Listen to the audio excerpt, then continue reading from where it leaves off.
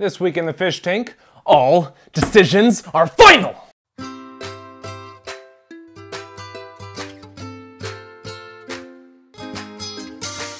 Hey everyone, I'm Garrett Hulfish. I want to talk about first impressions this week. There's good ones, there's bad ones, and then it's very important to learn from these bad ones. To keep it relevant, I figured we should talk about Paris Games Week. It just happened.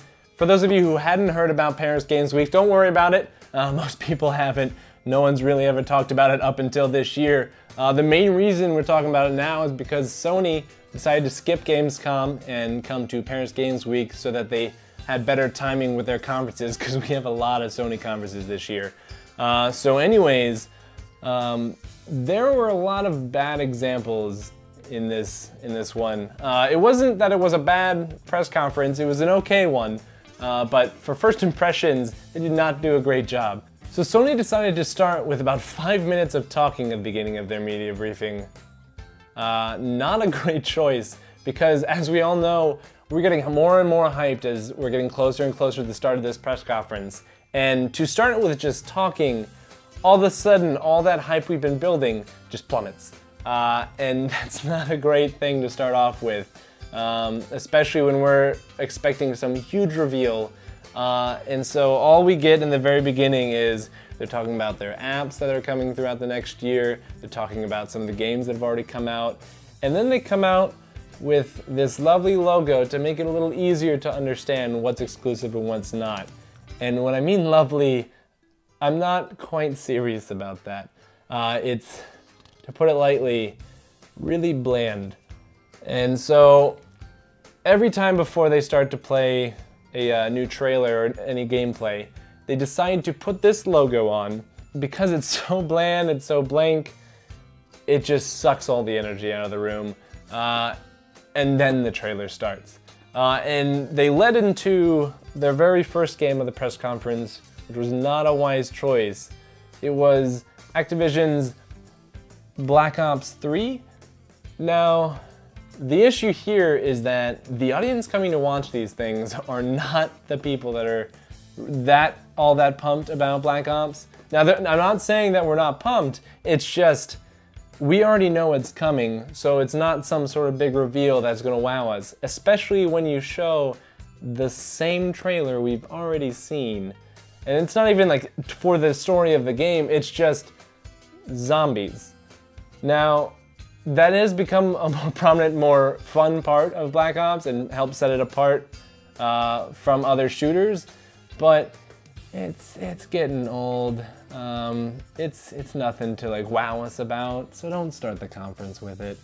Another bad first impression, towards the end of the media briefing, you have the president come back in, Jim Ryan, and he introduces Kazunori Yamauchi, and he proceeds to talk about GT Sport, which, I mean, I'm not a big racing fan, but I mean, a lot of people are. But the way they presented it was not great. So what they basically ended up showing was a slideshow revealing the game, which is not a particularly exciting way to show a brand new game. So basically, Jim Ryan would interview Yamauchi, which came across as weird. Jim Ryan's just sitting there with his arms crossed, and he would ask him a question, and he seemed bored. I didn't know if he was really excited, so he'd be like, "So why don't you tell me when this game is coming out?" And Yamauchi would begin to explain, and then the translator would explain in English. The issue with how this was presented is that no one seemed to want to talk about this game. I don't know if that they weren't ready and they just needed another game, but no one seemed ready or interested in this game whatsoever. Especially since most of what they talked about with the game is that they are pushing the graphics, they're pushing the physics and everything. These are things that happen with every single iteration. We know. Tell us what's new. Anyways, I feel we've been a little harsh on Sony. So let's go back to some positives, some great first impressions that Sony has had. Specifically, E3 2014, they had one of the most fantastic first impressions I have ever seen in Sony's history. So Sean Murray, the founder of Hello Games, comes out and you can tell by just the way he moves, his mannerisms, that he is, one, really excited, and two, really nervous. And it's the most endearing thing. I mean, he's looking at the ground, he's kind of avoiding eye contact with the cameras, he's scratching his head. You can tell that he is not comfortable in his situation. And that just makes whatever game he's about to reveal that much more endearing, and brings up the hype that much more. Because even if it ended up being a bad game, it would soften the blow just because you feel for this guy. He's a real human being. He's not just a corporate man coming to tell you what's what. So when he reveals No Man's Sky, what already would have been incredible footage from this game is just skyrocketed to an unbelievable amount, because you felt for this guy, and the fact that this small little studio of I think about 12 guys are creating this game is incredible. It should not be real. I mean, even the footage I see now, I don't know if it's actually gonna work. I really hope it does, but it's mind-blowing that it's just this ever-growing universe. And that first impression leaves such a great impression on everyone that even when they revealed this brand new trailer with the cheesy voiceover, planets rich in resources. I don't care, because I'm already so hyped from that first impression, and that's why first impressions are important. A great reason to learn from these first impressions would definitely be Square Enix. So back during PSX, Shinji Hashimoto comes out, and he knows that we've been asking for Final Fantasy VII for year after year after year. And so finally he decides that this is the year we're gonna make an announcement. So he comes out, he tells the crowd 17 years ago, and then you already hear cheering. People are freaking out. Like, they already know what's coming up. And then Final Fantasy VII appears on the screen, and people are screaming. And all of a sudden, he's like, all right, like, we know, let's go to a trailer. And, to go from all of that into gameplay of Final Fantasy VII ported over to PC is just crushing.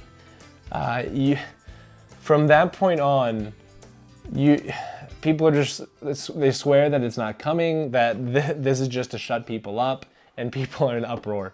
And I'm pretty sure that because of that backlash, from that sort of reveal, that's why in E3 of 2014, they were like, guys, we need to make a trailer that, like, to show that we are gonna remake this game. I don't think they have much done yet, if anything at all.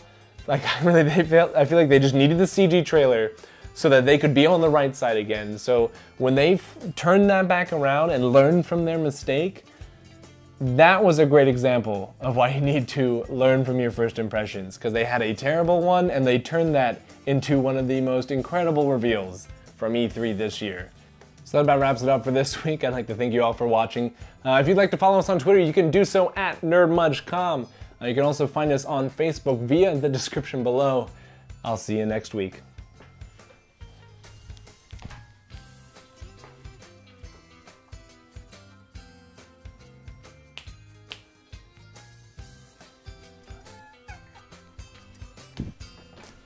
One more thing, just so you all don't think that I only watch Sony press conferences, I want to give you an example of an Xbox press conference that really gave a good first impression, specifically during the ID at Xbox during the E3 2014 press conference.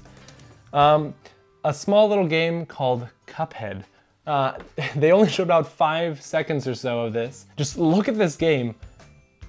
Yeah, it pretty much speaks for itself. I mean, I'll even play it again. That's really all I need to say about it. That game's gonna be great.